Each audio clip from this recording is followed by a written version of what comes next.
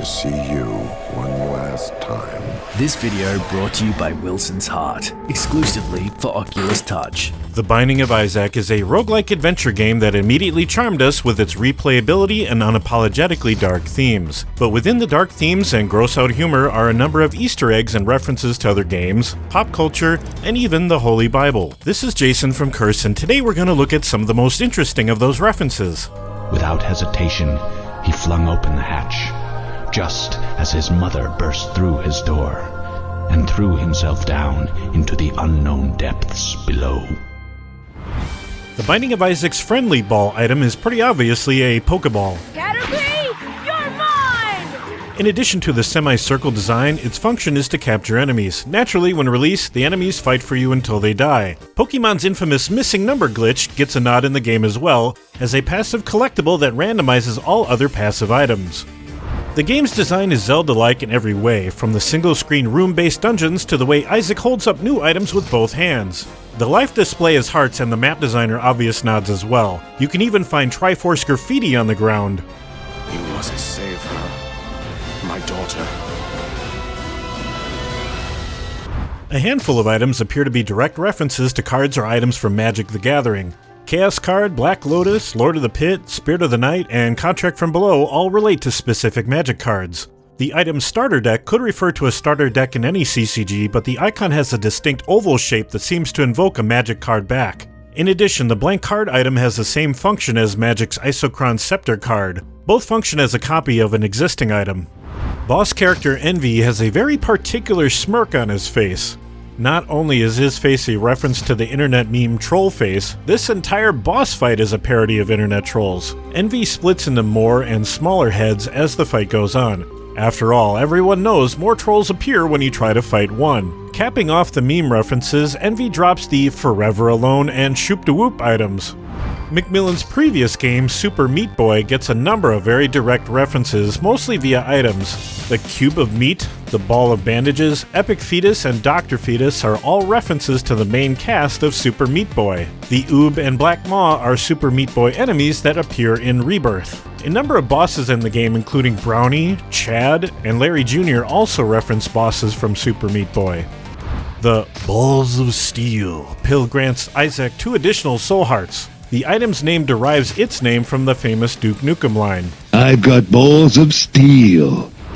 Apparently, the Christian right hysteria in the 1980s linking Dungeons & Dragons to cults and satanic worship formed a cornerstone of the game's theme. The four main characters in the original Binding of Isaac were based on the four main classes of Dungeons & Dragons and the four suits of the tarot. Though the interpretations vary, one of the most common theories is that Isaac is the fighter, Magdalene is the cleric, Cain is the thief, and Judas is the mage, based on each character's health and abilities. There are also a number of collectible dice items introduced in Rebirth and its expansion, Afterbirth. Players can find anything from a D4 to a D20 to a D100.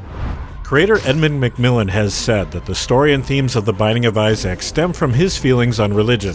The biblical story of The Binding of Isaac is one in which Abraham is asked to sacrifice his son Isaac, who is then bound to an altar. The game's story uses this as a premise, but then springboards into themes of depression, guilt, and suicide. If you haven't noticed by now, this is not a game about happiness. The Mine Crafter is a TNT crate that can destroy rocks and damage enemies. The debate rages on about what exactly this block-like item is meant to reference, but it's widely assumed to be some obscure Swedish video game. Is this what we were expecting? I want to steal that and that. Just leave it. Sheol is usually the 9th stage of the game, and the boss is always Satan. That's because Sheol is the Hebrew word for the underworld, the dark, common grave of all humans that predates the modern notion of hell. However, the Sheol stage does reference a later interpretation of hell. In Dante's Inferno, the 9th ring of hell is depicted as frozen. If Isaac dies in Sheol, the 9th stage, Isaac's suicide note says he died in a cold place. Because the game is procedurally generated, The Binding of Isaac has a seed generator that doubles as a cheat code entry. Some of these seeds grant power-ups or permanent status effects like Blind for permanent blindness or Almighty for invincibility. Some have effects on enemies like Fear Mint, which causes enemies to be permanently scared, or Confetti, which causes constant confusion. Others are purely visual effects. Keep Track will remove the HUD, Boob Tube will give the screen a CRT look, and Top Heavy activates a big head mode. Sound-based modifiers exist as well. Andante and Allegro will slow down or speed up the music respectively. These are references to tempo markers commonly found on sheet music. Of course, there's also FARTSNDS, which makes the game sound like this.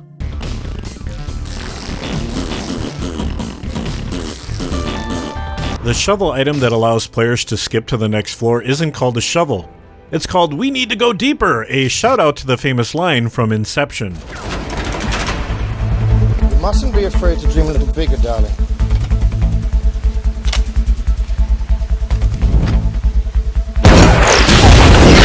Isaac can find a number of mushrooms throughout the game, most of which are clear references to Super Mario Bros. But there are more references than just mushrooms. The Bobby Bomb item is a clear reference to Mario's Bob-omb. It even walks the same. The How to Jump item gives Isaac the ability to jump. The item itself looks exactly like the cartridge for the original Super Mario Bros. For the NES. The Liberty Cap trinket gives the pickup message "Touch Fuzzy, Get Dizzy." This is a reference to the stage of the same name in Yoshi's Island for the SNES.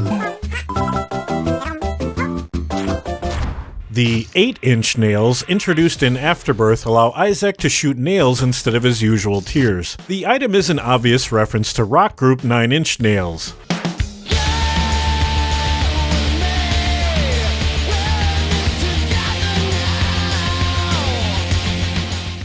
The infamous card game, Cards Against Humanity, gets a fun shout-out in the game. A black card entitled Card Against Humanity has the appearance of one of the game's black cards. It reads, "Something stinks," and its function is to fill the room with poop over time. Once you've unlocked it, the card shows up in later saves as a white card that reads, "A room full of poop." That's all the Easter eggs we have for now, but there are plenty more to find. Let us know your favorites in the comments below. And as always, enjoy the game. And to see you one last time. This video brought to you by Wilson's Heart, exclusively for Oculus Touch, bringing you an interactive mystery experience unlike any other.